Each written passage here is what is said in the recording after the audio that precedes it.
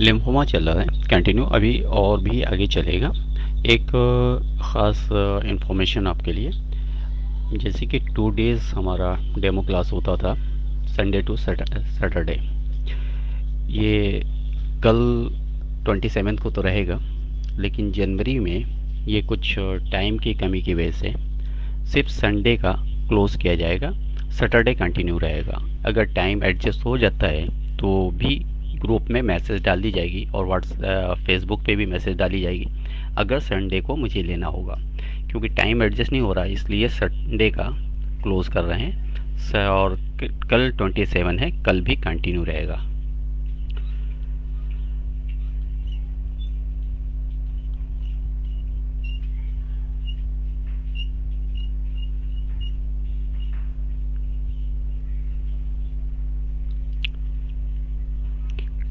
कल यहाँ से थोड़ा अपडेट हुआ है।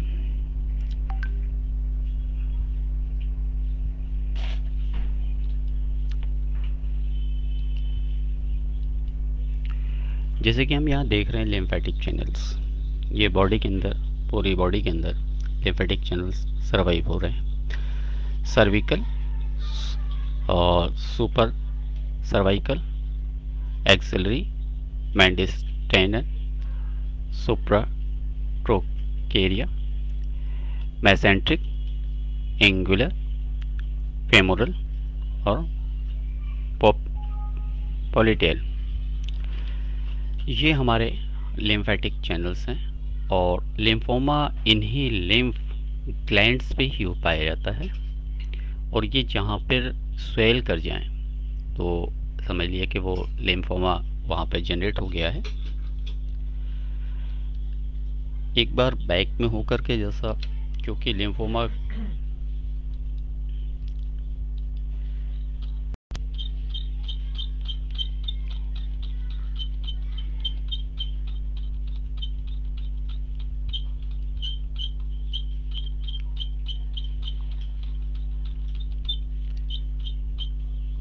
यहाँ पे लिम्फोमा एक बार फिर से रिवाइज कर लेते हैं।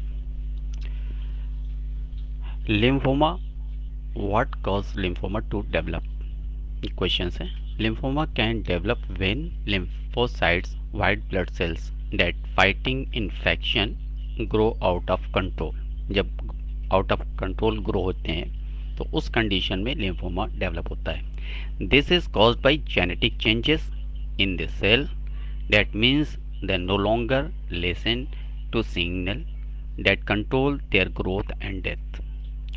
तो यहाँ पर जैसे कि यहाँ पे जेनेटिक चेंजेस, ये जेनेटिक चेंजेस इनिशियल स्टेज में अगर करेंट कंडीशन में पेरेंटियल से ना होकर के लोकल हो रहा है, जैसे कि पर्सन को, सिर्फ पर्सन को आगे किसी हिस्ट्री में नहीं मिलता है, तो ये लोकल जेनेटिक चेंजेस माने जाएंगे। लोकल मतलब एक पर्सन को, ये पर्सन के अंदर हम वेन, इस पर्सन के अंदर हमें वेन यूज़ करना होगा, क्योंकि जेनेटिक चेंजेस हो रहे हैं सेल के अंदर, तो यहाँ पर आ जाएगा वेन 1। ओके।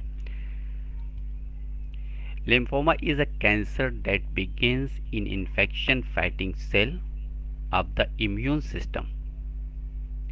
तो इसमें हम यूज़ करते हैं S1। Call lymphocytes, these cells are in the lymph nodes L1। ये जो कैटेगरी आएगी L1 में आएगी। स्प्लीन, जब स्प्लीन इन्फेक्टेड हो गए S5 या S10 प्लस F1। फिर thymus S1 plus C1, bone marrow S5 plus C4 plus F1 plus A1 and other parts of the body। When you have lymphoma, lymphocyte change and grow out of control। यहाँ WE से out of control.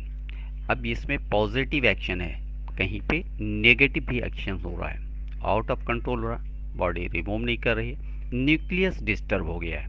Nucleus को control करने के लिए nucleus control करता है negative and positive moments body के। जैसे कि डिजीज़ के अंदर आपने पढ़ा होगा, हमारी medicine negative and positive work करती है। नेगेटिव पॉजिटिव डोज भी होते हैं, नेगेटिव पॉजिटिव डायल्यूशंस भी होते हैं। नेगेटिव डाइल्यूशंस क्या है? जब पेशेंट की सेंसिटिविटी बहुत हाई हो या पॉजिटिव एक्शन बॉडी के अंदर बहुत ज़्यादा राइज कर रहा हो, तो जिस मेडिसिन को हम दे रहे हों उसे लॉ ऑफ पोलैरिटी के अकॉर्डिंग बॉडी की मॉलिक्यूलर और इस मॉलिक्यूलर इंट्रासेलुलर और न्यूक्लियस बेस पे देना चाहिए। उस कंडीशन में जब हम देते हैं तो ये फार्मूला होता है 1:47 का। 1:47 पे देते हैं डाइल्यूशन 1, डाइल्यूशन 2, डाइल्यूशन 3। लेकिन पेशेंट की सेंसिटिविटी या हाइपर एक्टिविटीज़ इतनी ज़्यादा होती है तो कभी फर्स्ट डाइल्यूशन पॉजिटिव वर्क करता है, सेकंड भी पॉजिटिव है, जबकि सेकंड को न्यूट्रल कहा गया, लेकिन सेकंड न्यूट्रल नहीं कर बॉडी इक्विवेलेंट। जब हम मेडिसिन देते हैं, मेडिसिन का कोई इफेक्ट ना दिखे और मेडिसिन इंटरनल वर्क कर रही हो तो उसे न्यूट्रल कहते हैं। लेकिन अगर बॉडी कोई एक्शन दे रही है या तो नेगेटिव या तो पॉजिटिव, पॉजिटिव में कंसंट्रेशन मेडिसिन का बॉडी के अकॉर्डिंग बढ़ रहा है, तो कंसंट्रेशन को कंट्रोल करने के लिए, कम करने के लिए लॉ ऑफ पोलैरिटी जो फार्मूला है 1:47 का, तो उसे मेंटेन करते हैं। ओके, और इसमें अगर हाइपर एक्टिविटीज़ है सेल की तो हम हमेशा 1:47 के नंबर्स को बढ़ाते जाएंगे। 1:47 फर्स्ट डाइल्यूशन प्रिपेयर करेंगे, 1:47 से फिर हम सेकंड डाइल्यूशन यूज़ करेंगे, फिर थर्ड यूज़ करेंगे और फोर्थ फिफ्थ जितने भी, मैं 10 तक डायरेक्ट नंबर वाइज चेंज कर सकते हैं। लेकिन मुझे प्रैक्टिस में इनकी ज़रूरत नहीं पड़ी अब तक। D5 से ही ज़्यादातर पेशेंट हमारे क्योर हुए, तो इसलिए हमें इस डाइल्यूशन की ज़्यादा ज़रूरत नहीं पड़ती। लेकिन कुछ ऐसे जियोग्राफिकल कंडीशंस होती हैं लोकेशंस की, वहाँ पर इनकी ज़रूरत पड़ सकती है। जैसे कि हमारा लोकेशन इस वक्त सूरत है, सूरत में वो भी नियर द सी है, समुद्र के किनारे पे है, तो यहाँ पर एग्रावेशन ज़्यादा नहीं होता, लेकिन फ्लैक्चुएशन बहुत ज़्यादा मिलती है।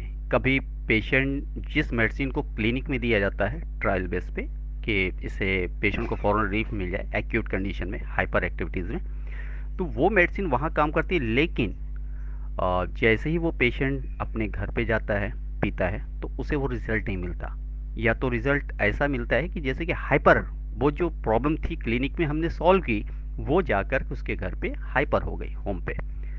तो ये दो रीज़न होते हैं। एक तो यहाँ पे मल्टी लेवल बिल्डिंगें हैं। अब मल्टी लेवल बिल्डिंग पे अगर कोई पर्सन ग्राउंड फ्लोर पे या फर्स्ट फ्लोर, सेकंड फ्लोर तक अगर वो मेडिसिन लेता है तो उसकी लैब पोलैरिटी, जो एटमॉस्फेरिक प्रेशर है उसकी बॉडी पे एक मिनिमम पड़ेगा। लेकिन जैसे वो 10 to 15, 11 टॉप फ्लोर पे जाता है, वैसे ही इसकी लैब पोलैरिटी चेंज हो जाती है और ऑस्मोटिक प्रेशर चेंज होता है बॉडी का, तो इंट्रासेलुलर फंक्शन भी चेंज होते हैं, बॉडी मैनेज करती है।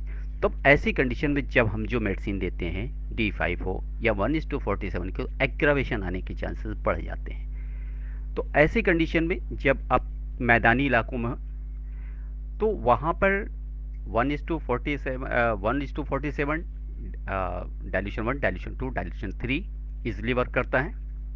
आपको किसी हाइपर एक्टिविटीज़ का पेशेंट आया तो आप उसको डाइल्यूशन 3 दे दिया, उसका रिजल्ट आ गया। लेकिन अगर उसी पेशेंट कहीं वो और कहीं जाता है, हिल्स स्टेशन में जाता है, पहाड़ी एरिया में जाता है, तो ऐसी कंडीशन में वो 1:47 रेशियो उसके लिए पॉजिटिव वर्क करेगा। तो अब उस जगह पे मुझे डाइल्यूशन ज़्यादा चाहिए, तो डाइल्यूशन ज़्यादा चाहिए, तो अब उसके लिए हम डाइल्यूशन बनाएंगे थोड़ी ना। पेशेंट चला गया, वहाँ से फ़ोन करता है, सर हमारा बीपी बढ़ रहा है मेडिसिन लेने से, तो आपको वहाँ पे मैनेज करना होगा। सिर्फ मैनेज किस तरह से करते हैं, जैसे जो हम मेडिसिन पीने के लिए देते हैं पेशेंट को, अगर वो 2.5 ml या 5 ml दे रहे हैं, जैसे कि हमारे फार्मूले में है 1:5 का फार्मूला होता है, वो सॉरी जैसे कि 50 ml डिस्टिल वाटर हो या कोई भी वाटर लेते हैं, हम डिस्टिल वाटर यूज़ करते हैं, एक्वागार्ड का भी वाटर यूज़ कर सकते हैं, बैसिलरी का भी यूज़ कर सकते हैं। जब हम यूज़ करते हैं तो उसके अंदर हम 50 ml वाटर लेते हैं और 50 ml में ईच मेडिसिन 5 ड्रॉप ऐड करते हैं, इलेक्ट्रिसिटी 10 ड्रॉप। अब पेशेंट ये लेके गया कहीं पे और लेकर गया, वहाँ पे यूज़ कर रहा और कह रहा सर 4 दिन तो अच्छा था, लेकिन मैं यहाँ पे आया, यहाँ पे मेडिसिन मुझे सूट नहीं कर रही है और कॉम्प्लिकेशन बढ़ रहा है। तो आप वहाँ पे कुछ नहीं करेंगे, सिर्फ उसको फ़ोन पे कहेंगे आप जो मेडिसिन ले रहे हैं उसके डोज को कम कर दो। लेकिन कई बार ऐसा होता है ज़्यादा अगर एग्रेवेशन हो तो उसके मेडिसिन के डोज कम करने के लिए हम उसे 1 लीटर की बॉटल के अंदर 5 ml जो मेडिसिन पी रहा होता है उसे मिक्स कराते हैं और दिन भर उसी को पीने के लिए कहा जाता है। पानी दूसरा मत पियो, वाटर दूसरा मत लो, जो पानी आपके पास मेडिसिन का बना हुआ उसी को कंटिन्यू रखो। उसमें पानी थोड़ा सा अगर नीचे बच जाता है वाटर तो आप उसे थोड़ा और ऐड कर लो। दिन भर में 5 ml 1 लीटर पानी में मिक्स कर लिया आपने, और जैसे थोड़ा बचा फिर आपने और यूज़ किया, उसका रिज़ल्ट बहुत अच्छा होता है। ये हमारा पर्सनल एक्सपीरियंस है यहाँ पे इस एरिया में। और यहाँ पे एटमॉस्फेयर कई बार चेंज होते रहते हैं दिन में 2-2 3-3 घंटे पे, कभी गर्मी एकदम से हो जाती है, कभी ठंडी हवाएं चलना शुरू हो जाती हैं। तो इस कंडीशन में हमारी मेडिसिन में फ्लैक्चुएशन भी आता है। तो अगर हम D5 में प्रैक्टिस करते हैं तो D5 में एग्रावेशन आने के चांसेस कम होते हैं। अगर आता है तो जैसा हमने बताया वैसे मैनेज कर सकते हैं। लेकिन जैसे कि आप किसी और एरिया में, जैसे कि पूरा विंटर होता है, पूरा कोल्ड होता है मौसम, बिल्कुल एकदम से हीट बढ़ जाती है, समर कंडीशन आती है जब समर वेकेशन मौसम होता है, तो ऐसे कंडीशन में हम मेडिसिन का जो समर में हम मेडिसिन नेगेटिव यूज़ करेंगे, क्योंकि बॉडी हाइपर वर्क कर रही होती है, हम नेगेटिव डोज लेते हैं। कोल्ड के अंदर, विंटर के अंदर हम पॉजिटिव मेडिसिन का यूज़ करते हैं, तो इसमें मेडिसिन ज़्यादा लगती है कोल्ड में और समर में कम लगती है मेडिसिन। तो जैसे कि D1 मुझे देना है तो कोल्ड में वो नेगेटिव वर्क करता है कई जगहों पे विंटर में, लेकिन वही जब हम D1 हम समर में देते हैं तो बहुत ज़्यादा एग्रावेशन आते हैं के चांसेस रहते हैं, उसमें आते भी हैं। तो इसलिए हम वेदर को भी चेंज करके चलें, और ख़ास करके मौसम जो रेन का होता है, बरसात का होता है, ऐसे कंडीशन में हम नेगेटिव सेकेंड डाइल्यूशन यूज़ कर सकते हैं। वो बैलेंस में रहता है, ना एग्रावेशन में होता है ना क्या है नेगेटिव ही पूरा होता है, न्यूट्रल्स होता है। लेकिन D5 का रेंज इक्वल मिलता है कभी भी किसी भी मौसम में। लेकिन अगर वो एग्रेवेट कर रहा हो तो ऐसी कंडीशन में हम उसे फिर डाइल्यूट कर लेते हैं, जैसे कि हमने बताया। तो यहाँ पर इसलिए मुझे एक्सप्लेन करना हुआ क्योंकि अक्सर लोगों में प्रॉब्लम्स होती है कि मेडिसिन वर्क नहीं करती है, और मेडिसिन में यही बारीकी है जो हमारी 92 से हम प्रैक्टिस में हैं और अब तक हमने देखा है, और इस टाइप से हमने मैनेज किया। और मैनेज करने के साथ साथ हम यहाँ पे सेल बायोलॉजी, इंट्रासेलुलर एंजाइम और सेल बायोलॉजी, मॉलिक्यूलर बायोलॉजी और न्यूक्लियस बायोलॉजी पे स्टडीज़ किया। और जो हमारी ये स्टडीज़ है और जो हमारा लेक्चर है इसी बेस पे होता है, लाइफ साइंस से अकॉर्डिंग होता है। तो यहाँ पर हमें हमारा जो पूरा एक्सप्लेनेशन जो है एक साइंटिफिकली कोशिश होती है प्रूफ करने के लिए। तो यहाँ पर जैसे कि यहाँ पे ये दिया गया है, ये एक डेमो क्लास के अंदर बहुत ज़्यादा ये एक्सप्लेन नहीं किया जा सकता। जो लोग ज्वाइन किए हुए हमारा रेगुलर लेक्चर्स, तो वो उसको समझ रहे हैं, क्योंकि उनको अभी मायोकार्डियल इन्फेक्शन चल रहा हमारा, कई वीक हो गया है लेकिन अभी कंटिन्यू हुआ है।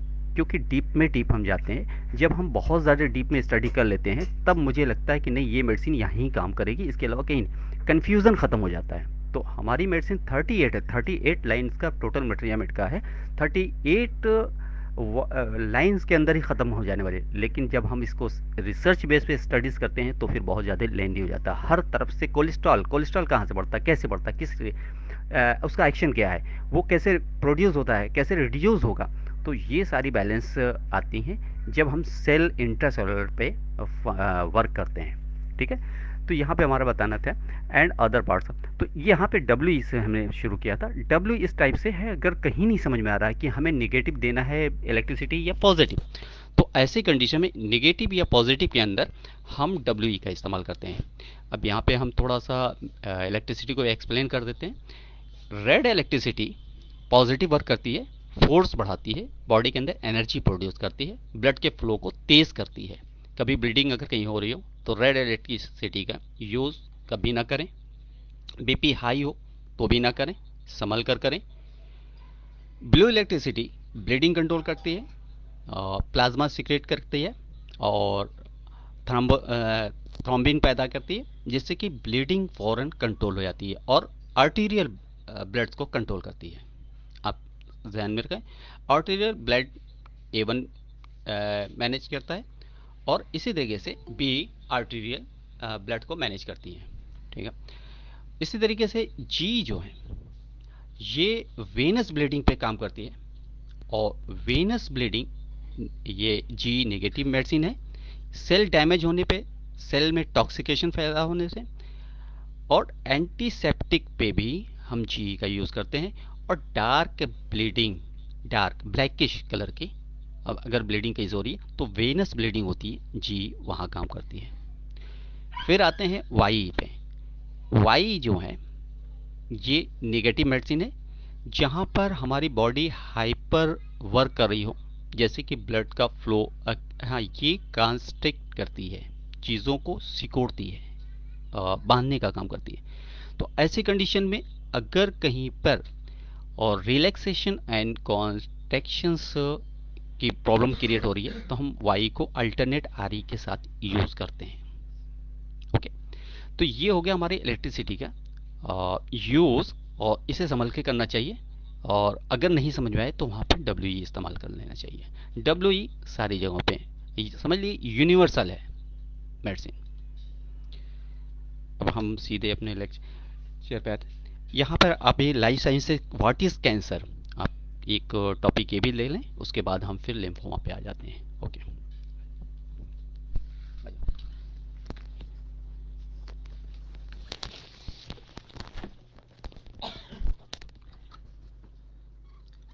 Hello, good afternoon, good evening all of you.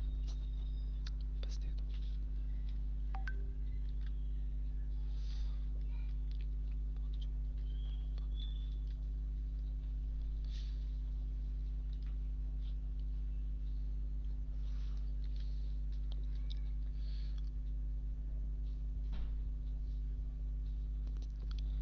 आज हम लोग कैंसर के बारे में जानने वाले हैं।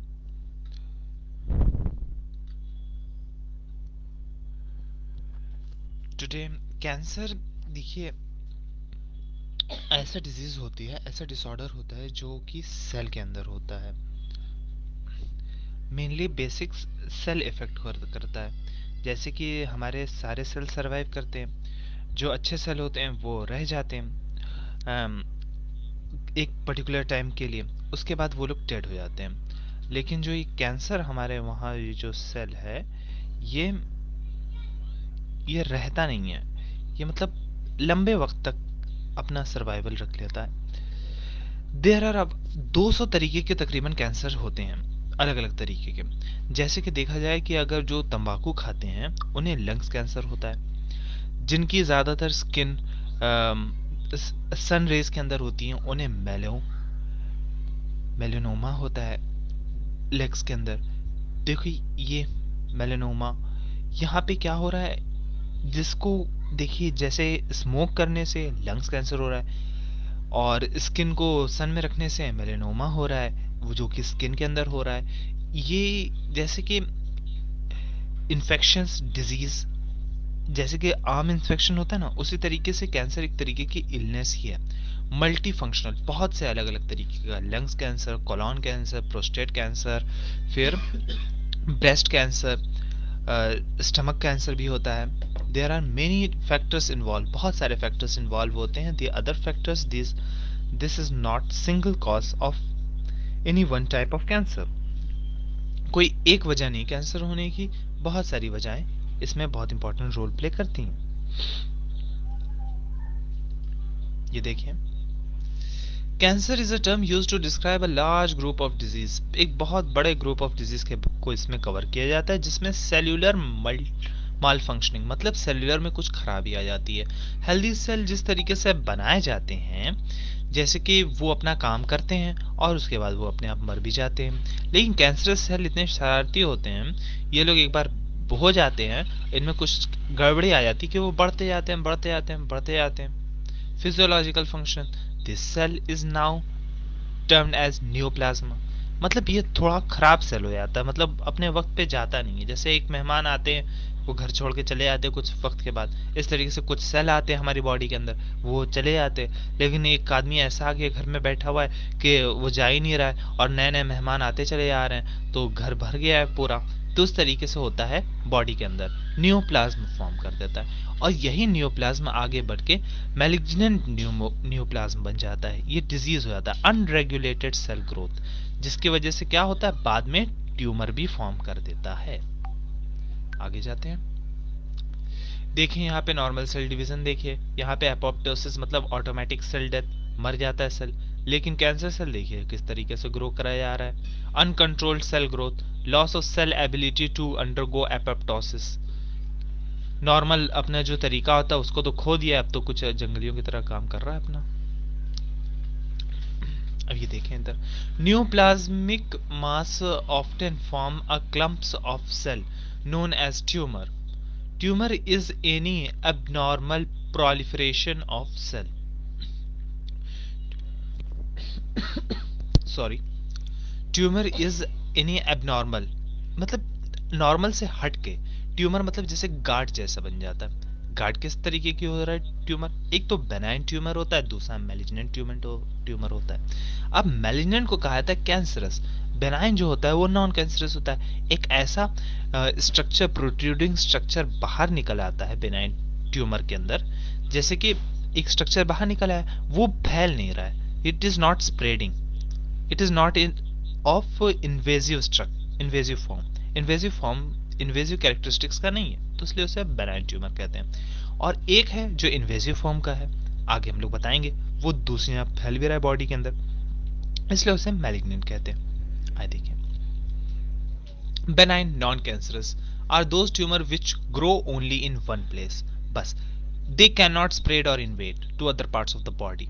ये एक fibrous shell होते हैं, कैप्सूल से ढके हुए होते हैं।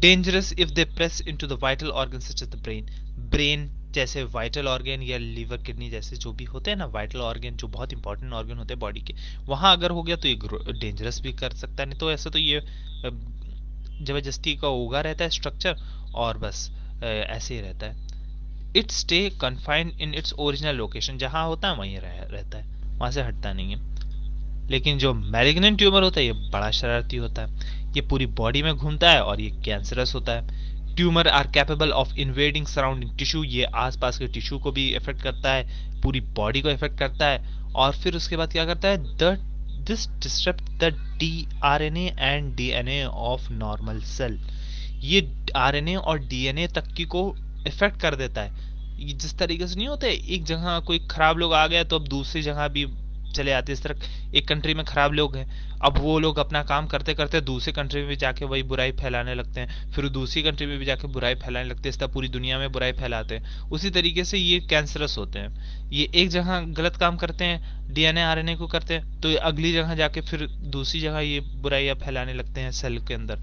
सेल को पागल कर देते हैं, मतलब सेल अपना जो नॉर्मल मैकेनिज्म होता है वो भूल जाता है। देखिए इसे कहते हैं मैलिग्नेंट सेल बिकम मेटास्टैटिक, मतलब एक बार ये तो आ तो गए, बस अब मर नहीं रहे, जो मर जाना चाहिए एक्ट लाइक अ वायरस की तरह एक्ट करने लगता है।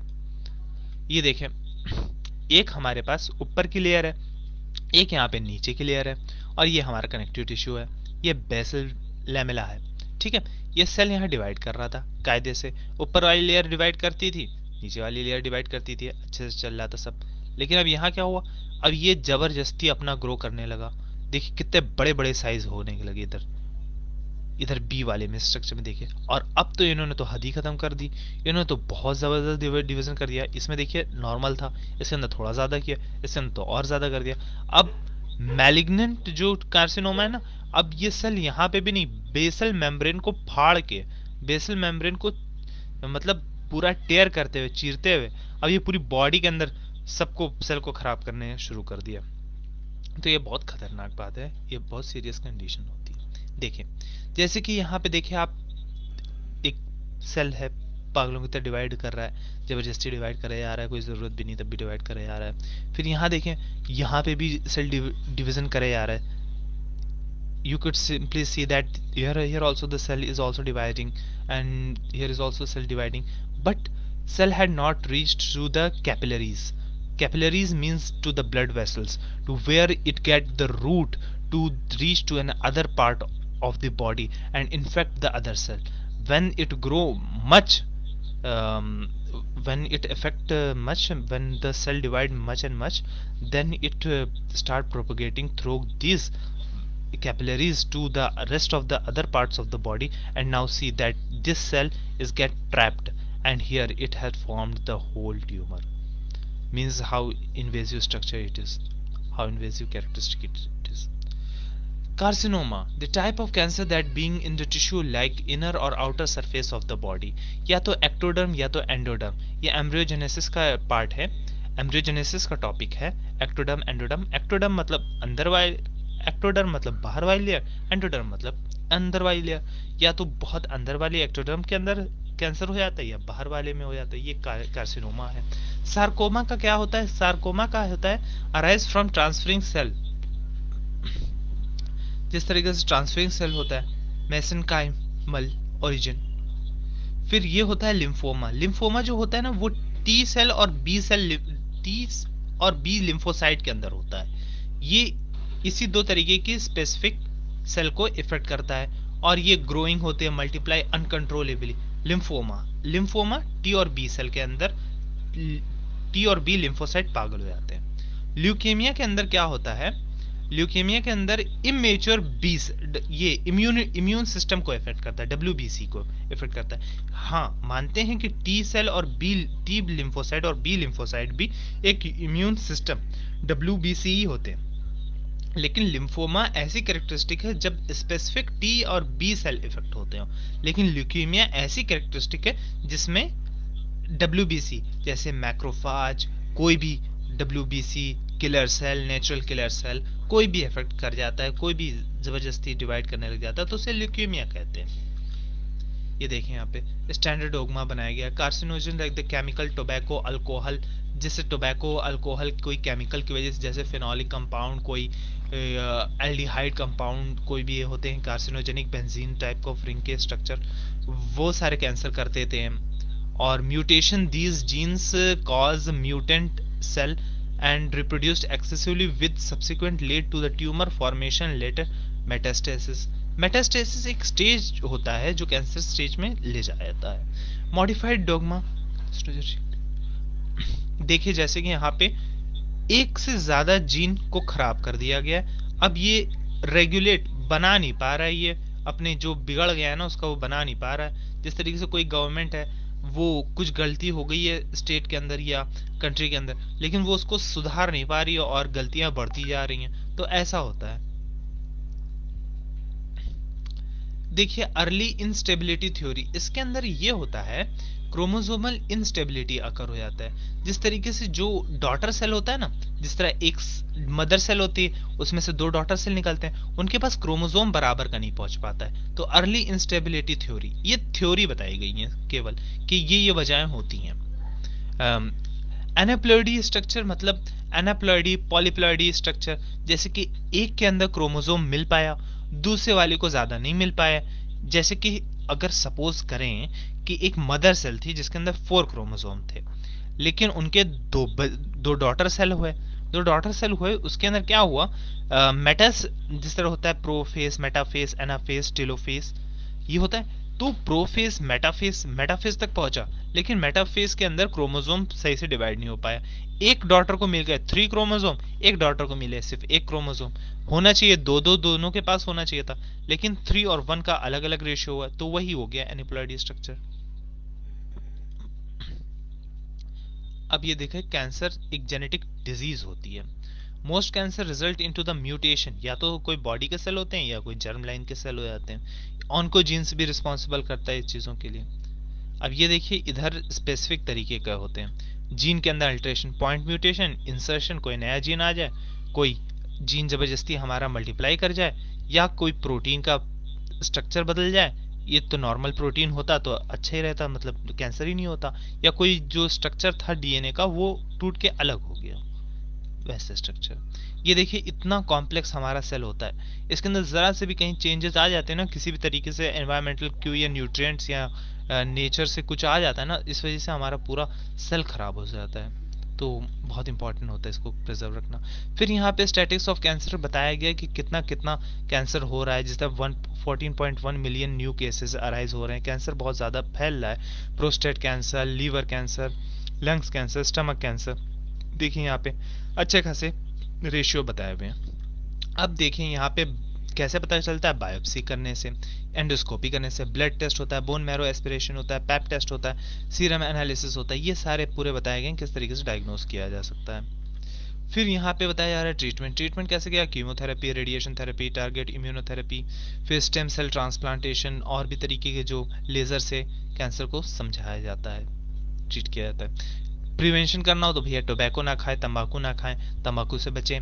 फिर अच्छा खासा खाना खाया करें, क्योंकि अनहेल्दी खाना से भी हो जाता है, अल्कोहल इनटेक करने से होता है, इन्फेक्शन हो जाता है, इन्वायरमेंटल पॉल्यूशन भी कैंसर कॉज करता है, तो रेडिएशन से बचना चाहिए।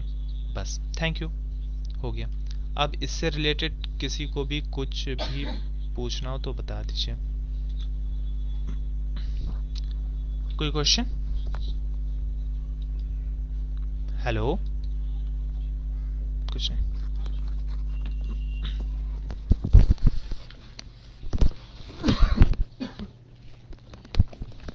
एक शॉर्ट इन्फॉर्मेशन थी कैंसर से रिलेटेड जिसे शेयर किया, और लाइफ साइंस अकॉर्डिंग किस तरीके से इसे समझा जा सकता है, ये चीज़ यहाँ पे देखी गई।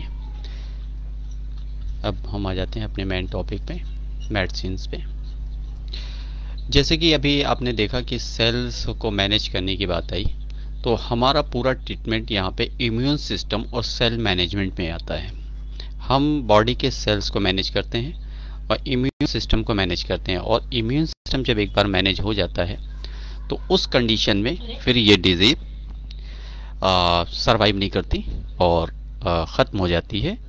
और लेकिन इसमें अभी जैसे कि आपने देखा इस लेक्चर्स के अंदर कि जितना टाइम एक्सपेंड होता जाता है पेशेंट का, उतने ज़्यादा ये डेवलपमेंट बढ़ते जाते हैं इन चीज़ों के। और डेवलपमेंट अगर ज़्यादा हो गया है तो फिर हमारे पास टाइम नहीं होता है कि उसके इम्यून सिस्टम को, उसके सारे सिस्टम को न्यूली जनरेट किया जा सके। यहाँ पर हमने लिम्फ नोड्स का स्ट्रक्चर है, जिसमें देखिए लिम्फेटिक वेसल्स कैसे काम कर रही है। L1 लिम्फेटिक वेसल्स पे काम करता है, A2 ये वेन्स पे है, वेन्स की मेडिसिन है, और RT A1 lymph vessel, lymphatic vessels L1 sorry. यहाँ पर L2 देखिए, अब यहाँ पे अगर हमें ये पूरे ग्लैंड्स को ट्रीट करना हो तो यहाँ पर L2 देख सकते हैं, L1 plus S1 plus A3 दोनों साथ में लेते हैं, और इसको हम WE न्यूक्लियस को मेंटेन करना है, इसके नॉर्मल करना है ना, मुझे हाइपर करना है ना ही नेगेटिव करना है, मुझे न्यूट्रलाइज करना है। इसके फंक्शंस को न्यूट्रलाइज करने के लिए हम यहाँ पे WE ऐड कर सकते हैं, वो ऐड करना रह गया, बाद में इस चीज़ को हमने ध्यान दिया यहाँ पे। तो ये इस टाइप से हम लिम्फ नोड को पूरा ट्रीटमेंट दे रहे होते हैं। अब इससे रिलेटेड जब अदर्स टिश्यूज डैमेज हो रहे होंगे, उस कंडीशन में हम C ग्रुप, जब टिश्यूज डैमेज होते हैं तो अकॉर्डिंग कंडीशन ऑर्गन, जो ऑर्गन इन्वॉल्व है उसका हम सेल टिश्यूज रेमेडीज यूज़ करते हैं। जैसे कि अगर लीवर इन्वॉल्व है तो लीवर के अंदर फिजियोलॉजिकल और जो फंक्शंस हैं वो S5 और S10 है। इंटेस्टाइनल S10 कंपलसरी है, S5 के साथ C10 for liver use, F1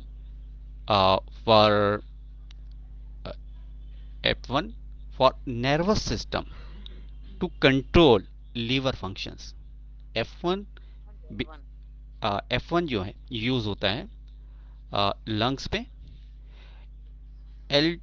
S5 for liver maintain physiological, C10 for structural level control, F1 for nervous system control, okay, और जेनेटिक कंट्रोल और chromosomal control by the when medicine, when remedies. और अब यहाँ पर depend करता है कि pen severe है, डिस्ट्रैक्शन बहुत तेजी के साथ हो रहा है। तो अगर डिस्ट्रैक्शन बहुत तेजी के साथ हो रहा है तो हम यहाँ पे GE का यूज करते हैं, green electricity, like shooting pain, caesarean pain and burning. इन जगहों की अगर ऐसी कोई पेन मिलते हैं तो हम उस ऑर्गन या उस प्लेस स्पेसिफिक पे इंटरनली मिक्सचर के अंदर GE का यूज करते हैं। तो ये हमारा होता है आर्गन वाइज, जैसे कि अभी हमने बताया S5, C10, जी हाँ F1 और जी जी हाँ वेन 1। और क्योंकि लिम्फ नोड इन्वॉल्व है तो अब हम L2 अलग से देंगे, L2 बिफोर मिल्स कर सकते हैं, L2 बिफोर मिल्स कर सकते हैं विद WE के साथ, क्योंकि G ऑलरेडी हमने यूज किया। L2 बैलेंस करेगा इम्यून सिस्टम को, लिम्फेटिक चैनल्स को। तो यहाँ पे हम कंप्लीट क्योर कर रहे हैं इंटरनली मिक्सचर अकॉर्डिंग। अब एक्सटर्नल में कहीं आता है तो हम ऑयल दे सकते हैं। जैसे कि हमारा अभी कुछ दिनों क्या है, ये करीब 20-25 साल से कंटिन्यू हम यूज़ कर रहे हैं S5C5 A2L1 RE and G। ये जो फार्मूला है ये कहीं पे भी कैंसर पे भी हमने यूज़ किया, इंटरनल जैसे कि बॉडी के सरफेस के अंदर था तो सबसाइड भी कर गया, इससे ओपन वोंड था तो वो ड्राई हो गया, सूख गया, रिमूव हो गया बॉडी से। सिर्फ उन जगहों पे हमें इसे कंट्रोल नहीं यूज़ करना हुआ जहाँ पे ब्लीडिंग हो रही हो। तो ये कंप्लीट है। तो अब इसी के हिसाब से हम जैसे कि ऑर्गन वाइज डेवलप होती है डिजीज, कैंसर डेवलप होता तो फिर उसी की मेडिसिन को ऐड करते जाते हैं। जैसे किडनी कैंसर हो गया तो किडनी के लिए हम S6 ग्रुप में चले जाएंगे, ठीक है। तो ये लिम्फ नोड चैनल्स है। अब देखिए यहाँ पे टोटल लिम्फ नोड अफेक्टेड हो रहे हैं। तो लिम्फ नोड अफेक्टेड अगर होते हैं तो हम यहाँ पर डायरेक्टली लिम्फ नोड की मेडिसिन, जैसे कि अभी हमने ऊपर यहाँ पे बताया आपको L2 दिया।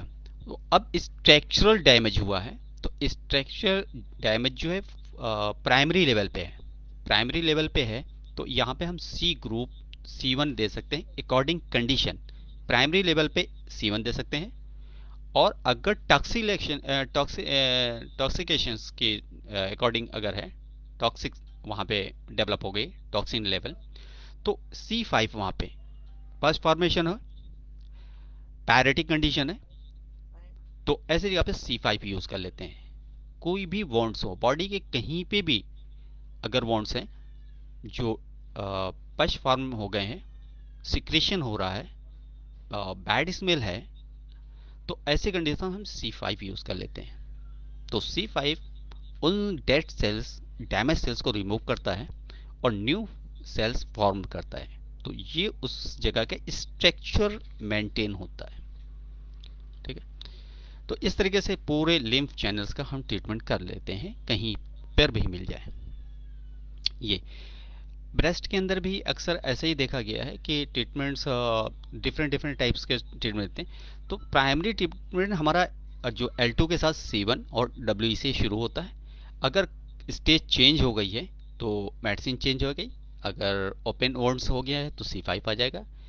S5 अगर टिश्यूज डैमेज हो गए, सेल डैमेज हो गए, मसल्स डैमेज हो रही हैं तो ऐसी कंडीशन में फिर हम S5 का यूज़ कर लेते हैं externally. What not to they eat with lymphoma. अब इसमें सवाल पैदा होता है क्या चीज़ नहीं खानी चाहिए। Avoid eating raw meets, eggs, sports and sushi. Avoid थॉइंग frozen items on the counter, container में जो रख के आते हैं। Use separate plates for raw meets before cooking, cooking से पहले नहीं लेना चाहिए। अवॉइड द अनपास्चराइज्ड मिल्क, चीज एंड जूस। ये यहाँ पे हम देख सकते हैं थाइमस ग्लैंड, ये सारी जगह इफेक्टेड होती हैं कैंसर के अंदर। अब जैसे कि यहाँ पे बोन आ रहा है, तो बोन के अंदर हमारा पूरा ट्रीटमेंट, क्योंकि सेल है मायोसिन सेल इसमें इन्वॉल्व होता है, तो हम S5 के साथ C4 ऐड कर देंगे, S5 के साथ C4। और यहाँ पर कैंसर क्यों है, आउट ऑफ कंट्रोल ग्रो कर रहा है, नर्वस सिस्टम इसे कंट्रोल नहीं कर पा रहा, तो नर्वस सिस्टम की मेडिसिन हम F1 भी यहाँ पे ऐड कर देंगे। अब जब F1 ऐड करेंगे, अगर कार्सिनोजन सेल्स की वजह से, कैंसर सेल्स की वजह से फीवर आ रहा, तो फीवर वहाँ पे हमारा कंट्रोल हो जाएगा। S5 C4 वेन 1 और A1, ऑक्सीजन डिफिशियंसी भी वहाँ क्रिएट हो रही है और वहाँ पे जो टॉक्सिकेशंस है वो रिमूव नहीं हो रहा है। तो A1 ड्रेन करती है टॉक्सिक्स को, रिमूव करती है डैमेज सेल्स को और प्रोवाइड करती है सेल्स को न्यूट्रिएंट। तो इसलिए हम यहाँ पर A1 ऐड कर देंगे। और G antiseptic, antitoxic, anti cancerous, G आ जाएगा।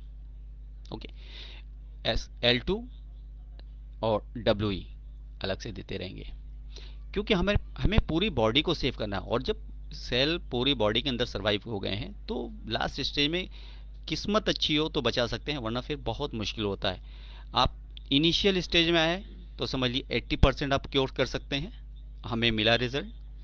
और हमें तो 80% लास्ट स्टेज में 6 मंथ का टाइम देने के बाद भी पेशेंट हमारा आज भी बहुत अच्छा है। वो मेडिसिन भी कम से कम 7 साल 8 साल के करीब हो गई, बंद हो गई है, और पेशेंट 6 मंथ के टाइमिंग दिया गया था, लेकिन जिंदा है। जिसे ब्रेन कैंसर था, ब्रेन कैंसर का याद आया तो यहाँ पे हम ब्रेन के लिए प्राइमरी स्टेज में तो हम वही L2 C1 और W यूज़ करेंगे।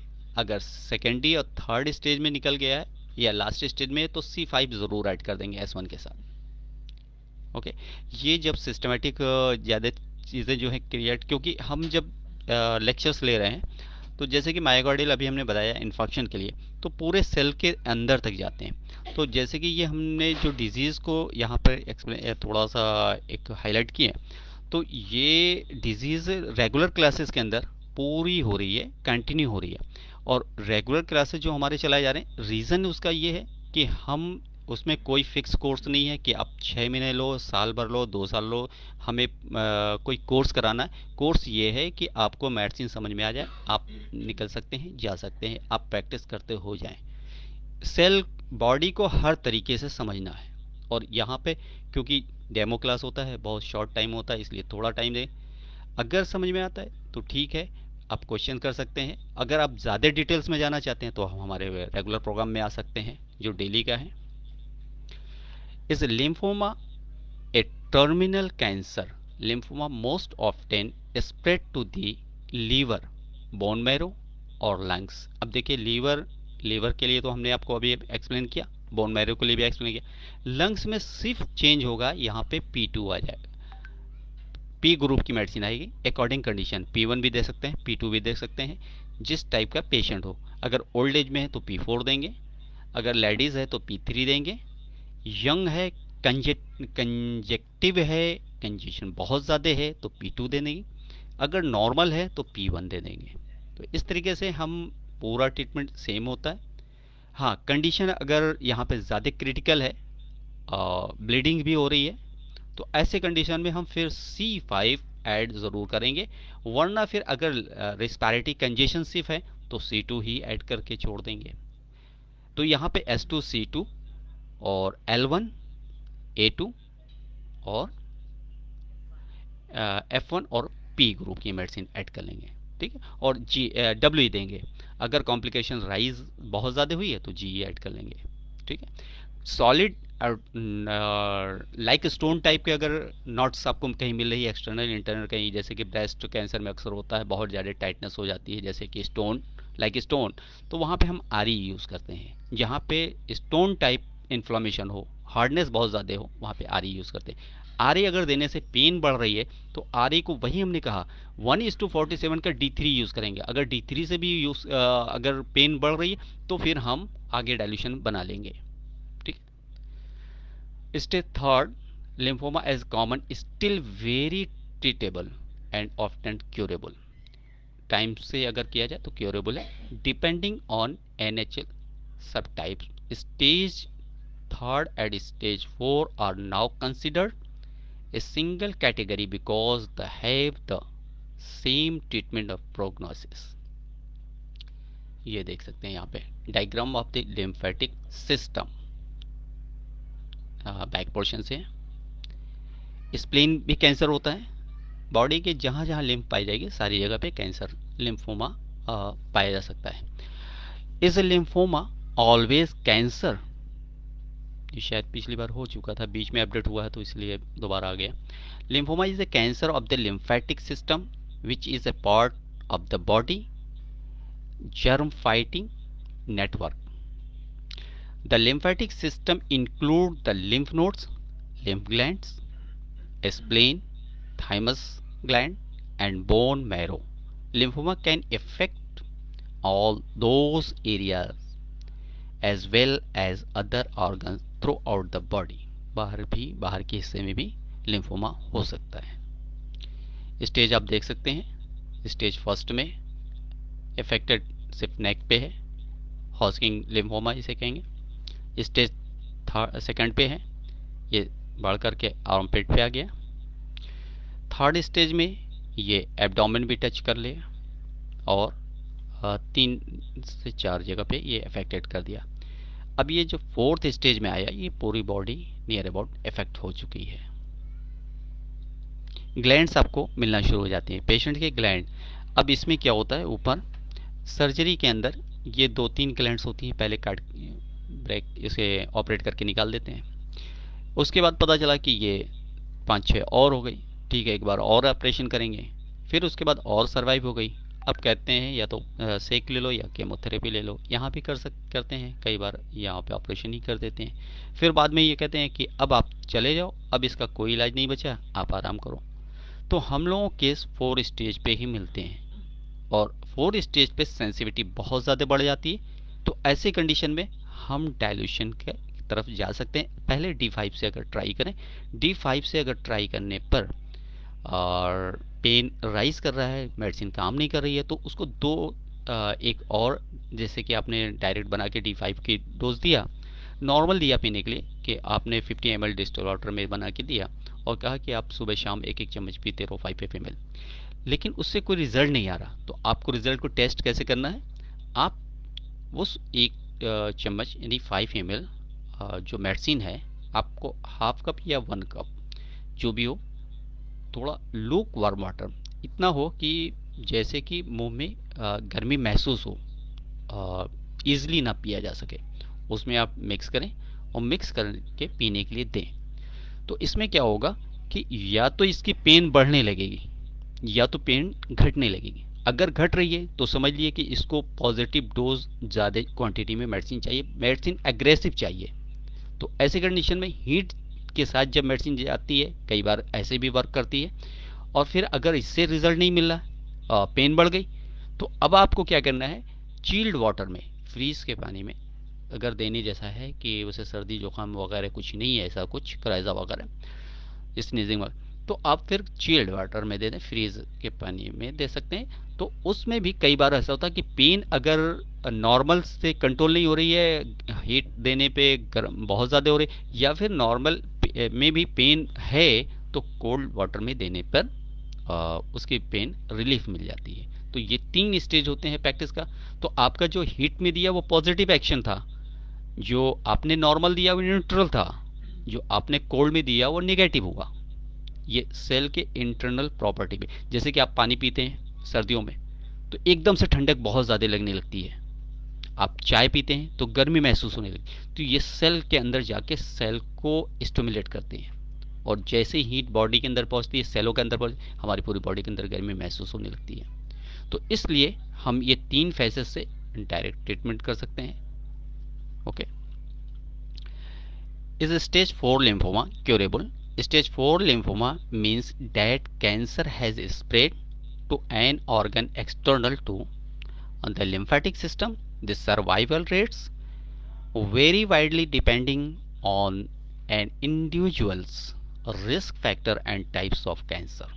The survival rate of stage 4 lymphoma is lower than that of the other stage, but doctors can cure the condition is some cases, कुछ ही केसेस में कंट्रोल की जा सकती है.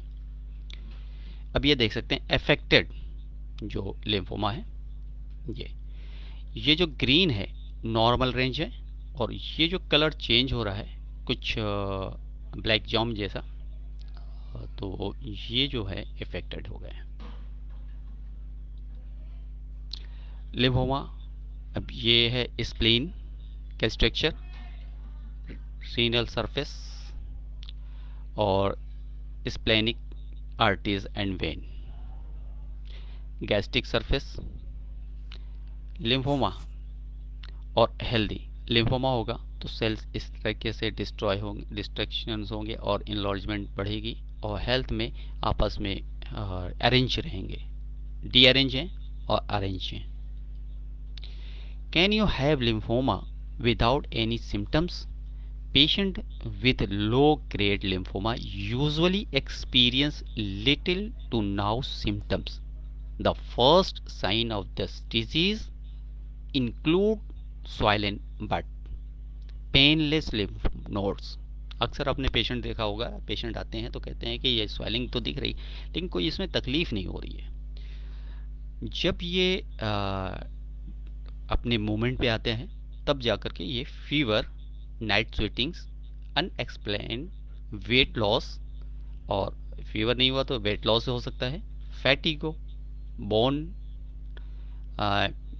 ट्विचिंग महसूस हो सकती है, एब्डोमिनल और चेस्ट पेन, जैसे लगेगा कि कोई बोन ब्रेक कर रहा हो, इस टाइप से पेशेंट शिकायत करता है. Loss of appetite, itching and nausea occur in time. Lymphoma, cancer in the immune system develop from lymphocytes, white blood cells, lymph node, spleen, thymus, bone marrow. आज हम इसी जगह पे लिम्फोमा पे रुकते हैं क्योंकि एक पहचान आइडेंटिफिकेशन रहेगी, फिर यहाँ से आगे हम लोग नेक्स्ट कल बढ़ेंगे. ठीक है, तो एनी क्वेश्चंस हैं आपके तो आप कर सकते हैं.